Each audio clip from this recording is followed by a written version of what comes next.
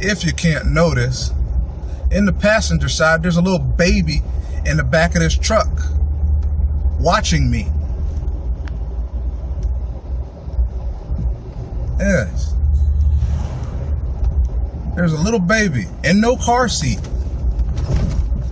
Yes, I may be using a cell phone while driving, but at the very least, I am not putting a child's life in danger.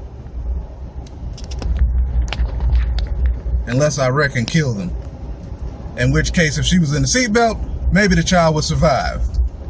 But being that the child is turning around, there's two children. Oh yes. As you can see now, there's another child sitting in the middle. And it appears that the adult, whoever is driving, has the seatbelt on.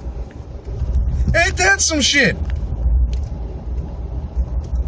Seatbelts for adults, no seatbelts for children.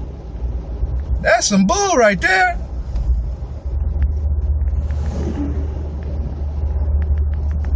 Love this shit.